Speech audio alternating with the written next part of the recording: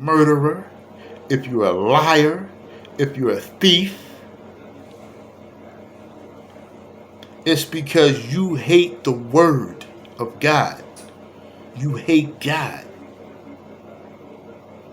You have no intention of repenting.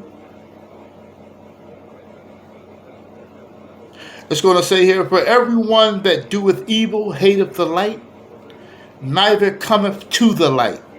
That's the reason why many of you do things in a cowardly fashion. Because you can't come nowhere near the light, lest his deeds should be reproved. But he that doeth truth cometh to the light. We have nothing to hide, that his deeds may be manifest, that they are wrought in God, that they are after God, that they are of Elohim.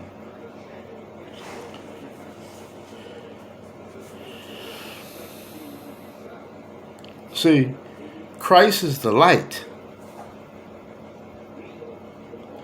That's why it said in the beginning, God created heavens and the earth.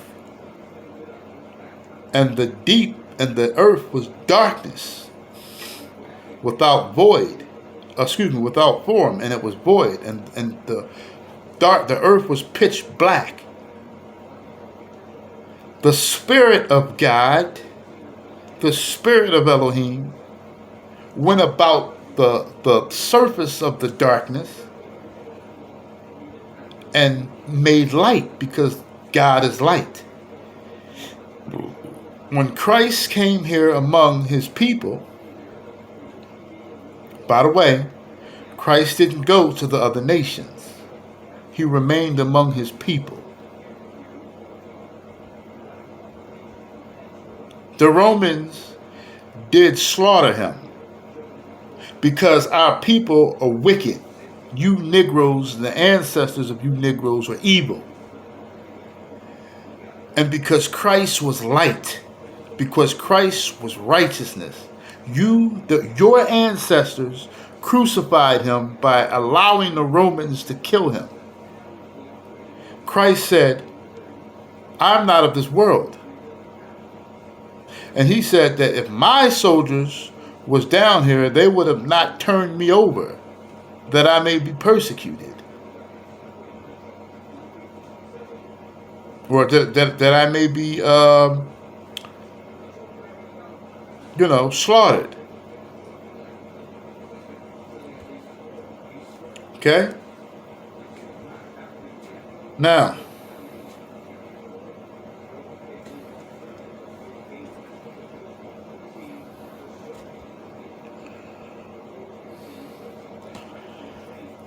I could make this message super long, because we need to understand something. Christ is still here among us today, but not in physical form. I could make this lesson super long by bringing up a bunch of scriptures about how Christ came back in the form of the Spirit and how he's amongst his people still today. But I don't want to do that. I just want you all to trust. Well, you could start off with ordinary belief. That is the beginning stages. And then you have to build up to having trust for Yahusha and being in union with him. But I want you all to know something, right?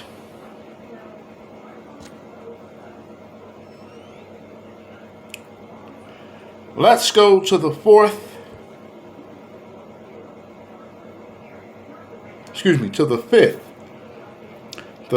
and final segment.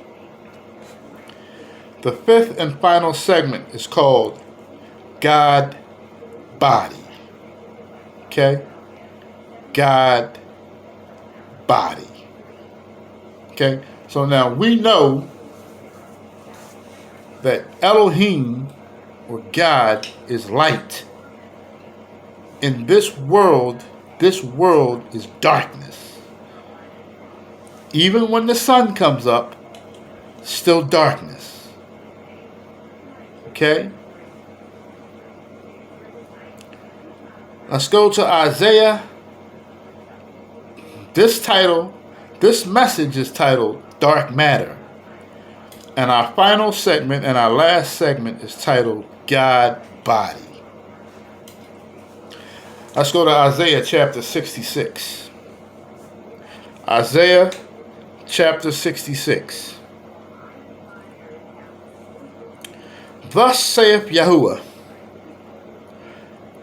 the heaven is my throne, and the earth is my footstool. Where is the house that ye build unto me? And where is the place of my rest?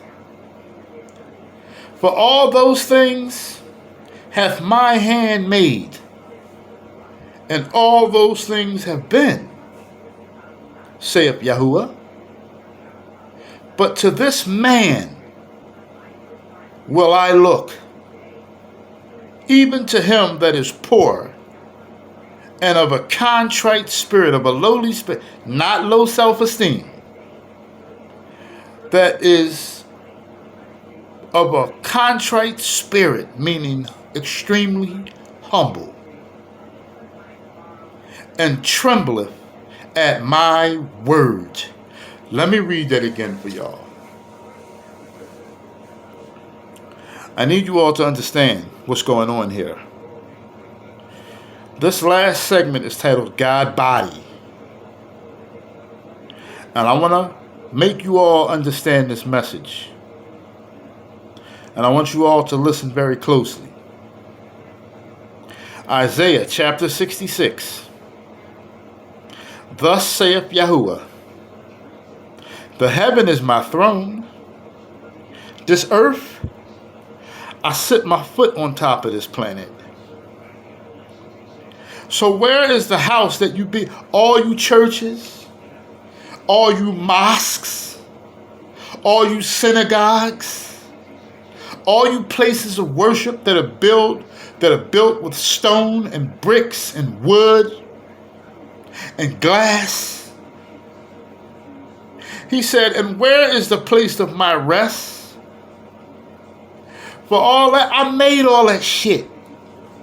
Why would I be there? Why would God be in a church? Why would God be in a mosque?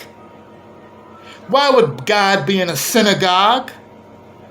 Why would he be in a temple, a Buddhist temple?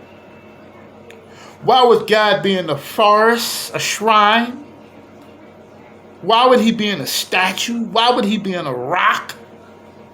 Why would God be in any of these places? And he made those things. Why would he be there? These things existed before you Negroes today and your forefathers. Rocks and stones and woods and molten hot lava and diamonds and jewels and gems came before all of you. They were here before you all. They were here even before Adam. Why then do you construct a temple and think you're going to get God or Elohim in a temple? See, I want you all to pay very close attention as I end this message. Let's go to Acts 17, 24 through 28. Let's go to Acts, verse 17, 24 to 28.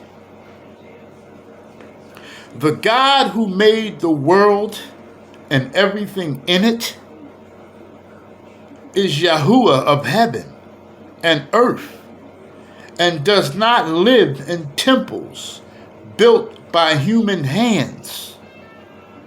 And he is not served by human hands, as if he needed anything.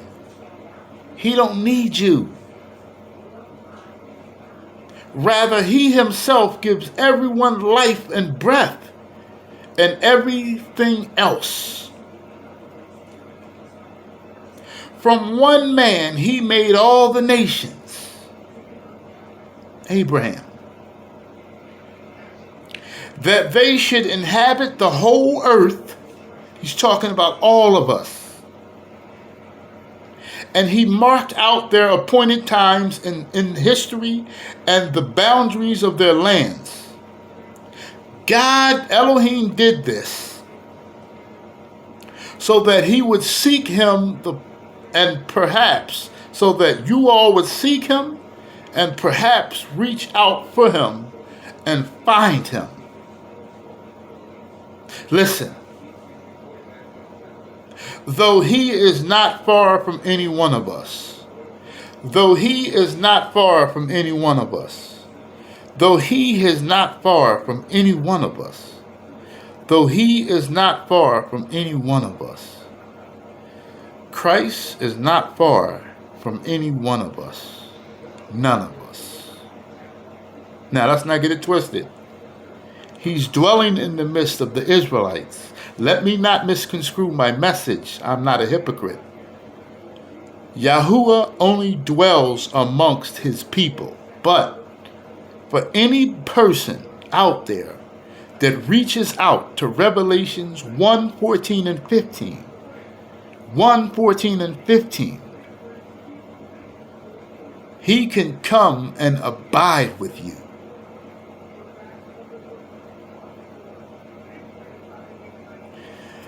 And union with you. Only then are you so on quote unquote saved. Only then. Not through religion, not through your personal beliefs, not through what you like and what you love and all your fuzzy warmy feelings. None of those things.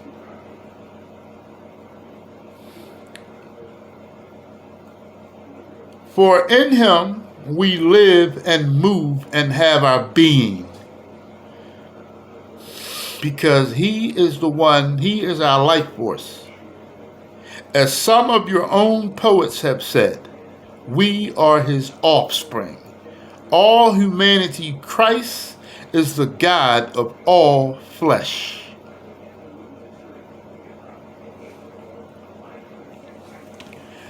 We go back to Leviticus 26 real quick. Let's go back to Leviticus chapter 26, because we're about to close this up. Leviticus chapter 26, verse 11. He's talking to the Israelites. He's not talking to the Caucasians here. He's not talking to the Chinamen. He's not talking to the Arab men. He's talking to the Israelites.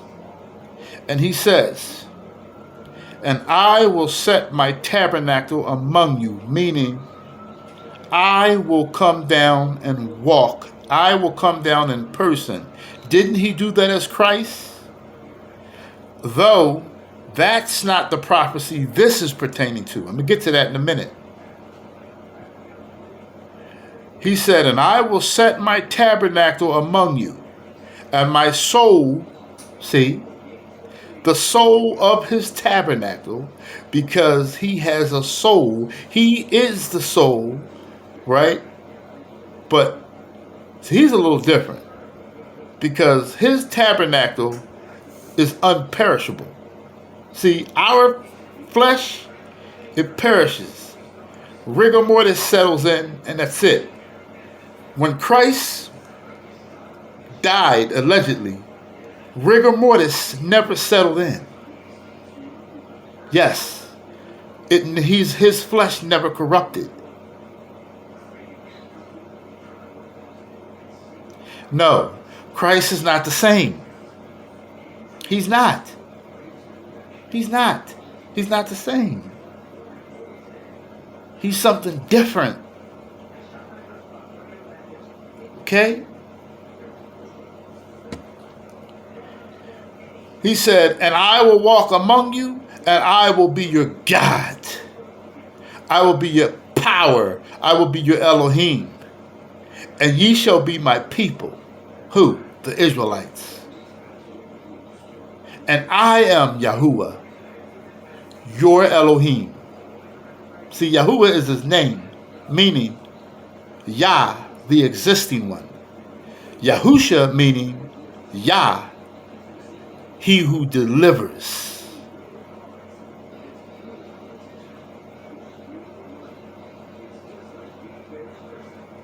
Now, let me pause this for a minute. Now listen, let me explain to you what that prophecy in Leviticus. Now this is kingdom come. Now it starts in verse 21. We're talking about the heaven that's coming down, but I'm not going to read all of that. Listen, I need you all to read the Bible for yourself. If you want to read about kingdom come, you can start at verse. Look, y'all need to read the Bible, right? I'm going to start in verse 22 because I'm not going through all of that, right? I'm going to announce the prophecy of Leviticus, okay? He's talking about in the end, which is very soon to come, okay? Kingdom come. He's talking about kingdom come. All right? See, there were very few children of light in the Old Testament, right? A lot of those people, they had an excuse. They had a scapegoat. Darkness. It's even worse now because none of you people have a scapegoat anymore. Why? Because Christ has already come into the world. Light has come into the world. And that light is still here in the form of the Spirit. The form of the Ruach, in which you all must believe in order to not perish. So in a way, it's more complicated. It's easier, but it's more complicated because most of you just can't believe that. And that's the problem. Let's go to Revelations chapter 22. And I want to read this. And it says, and he shewed me a pure river of water of life. Now this is continuing from verse 21. Okay? It's talking about kingdom come. Okay? Clear as crystal. Proceeding out of the throne of God and of the Lamb. Wondering why he's not mentioning his name here. Okay, once again, that word God, Elohim, and of the Lamb. In the midst of the street of it, and on either side of the river, was there the tree of life, which bare 12 manner of fruits, and yielded her fruit every month, and the leaves of the tree were for the healing of the nations. And there shall be no more curse, this is kingdom come, when those who are unioned with Christ will finally get our rest. We'll finally get our peace. It'll all be over. This is after the resurrection and all of these things, right? And there shall be no more curse. The curse will be eradicated. But the throne of God and of the Lamb, funny, because it's saying of God and of the Lamb. Now, it's the same person, right? Shall be in it. Why? Because Christ is sitting in the midst of the throne, in the bosom of the Father, allegedly, right? And his servants shall serve him, and they shall see his face, and his name shall be on their foreheads. That's the mark of Christ. You got the mark of Satan, you got the mark of the beast, but this is the mark of Christ right here. It's on our forehead, right? And there shall be, here we go, and there shall be no nighttime there. So in this kingdom, there shall be no nighttime. No at night. You won't see the moon. There'll be no darkness. Listen. And they need no candle, nor a lamp, nor a light, meaning like a lamp or a light fixture, right? You won't need any light. Oh, okay. Nor the light of the sun. So there's no moon, no sun. For Yahuwah, Elohim. Now it's going to say, for Yahuwah, Elohim, or Yahuwah God, giveth them light. And they shall reign forever and ever. Okay? Now, I'm still not done, but I'll be right back. Matter of fact, yeah, I'll be back.